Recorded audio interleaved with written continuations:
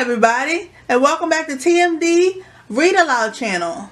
Today we're going to read a book called Octopus Alone. Octopus lay cozy in her cave enjoying the scene outside. Turtle chasing squid, squid chasing shrimp, and the puffer was getting nervous with all of the chasing going on.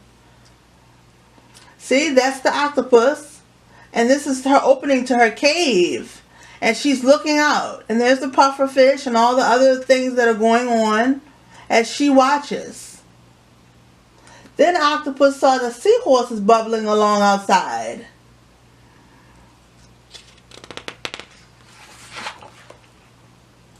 One little one peeked in, then another, and then another. The seahorses found Octopus fascinating, but she was shy and did not like to be noticed. She tried to shoo them away, but they thought she was playing, so they played too.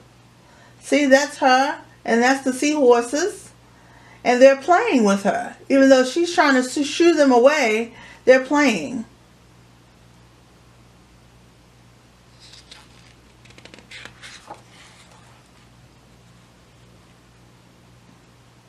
I give up, Octopus sighed. Squeezing out of her cave, she crawled into the garden.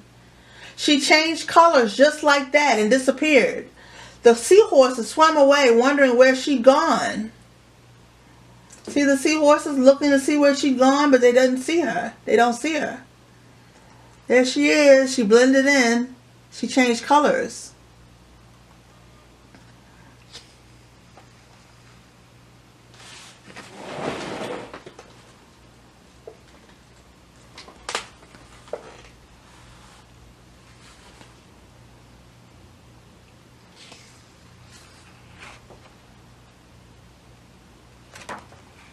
Sea snakes slithered in and out of holes. Among the swaying anemones, baby dominoes played hide and seek while clownfish chased butterflies. Tiny fish ate algae from a big fish's scales, leaving them sparkly clean.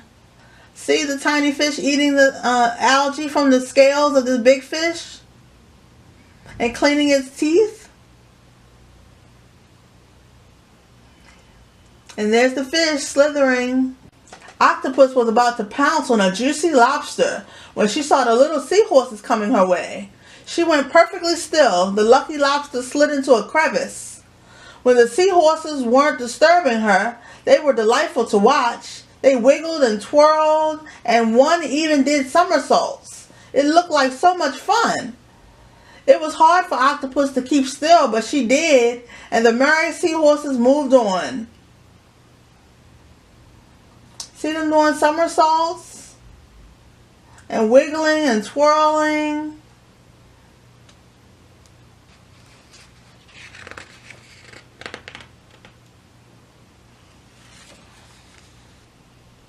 Octopus crept over to a thicket of stars. Jellyfish drifted past and headed beyond the reef. Where do they go? She gazed at the shimmering shapes. Suddenly she had a funny feeling.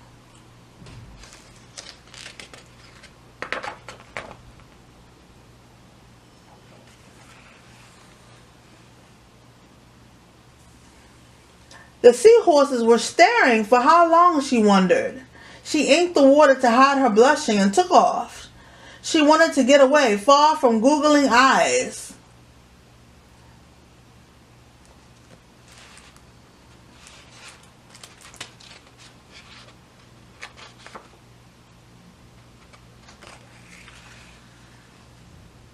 After a while, she spied something interesting, a box full of delicious crabs. Octopus squished herself into the cage, but the crabs began pinching. She fiddled with the door and it opened. Out tumbled the frantic crabs.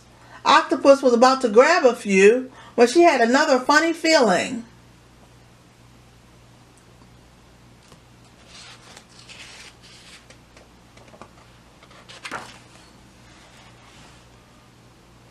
A hungry eel was about to strike. See that? An eel. Eels eat octopus. So she was in danger.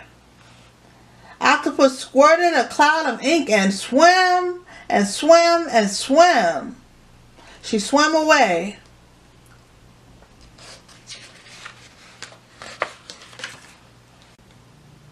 When she finally stopped, she was so far beyond the reef.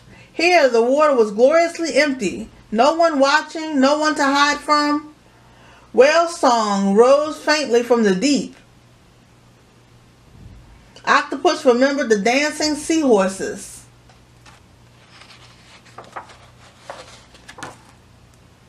She wiggled, she twirled, she even did a somersault. She was so happy to be alone. Then she felt a rumbling in the waters below.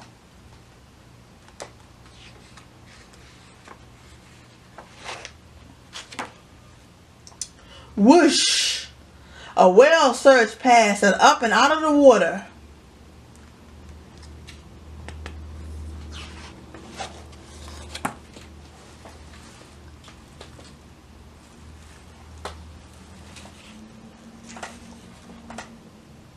Octopus nestled into a nook and found herself in a cave, much like her own, except this one was away from everyone and everything. The whale crashed back down, leaving a magnificent storm of bubbles. The whale song faded into the distance until all was quiet. Exhausted, Octopus fell asleep. That's her. She fell asleep.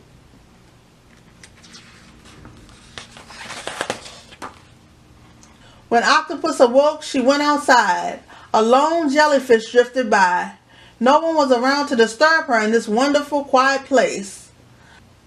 But after some time, she began thinking about the lively reef and its graceful anemones and slinking sea snakes. Most of all, she wondered what the seahorses were up to.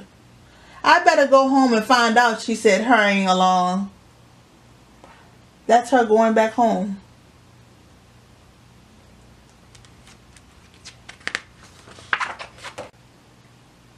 When Octopus reached the reef, one little seahorse welcomed her home. Then another, and then another.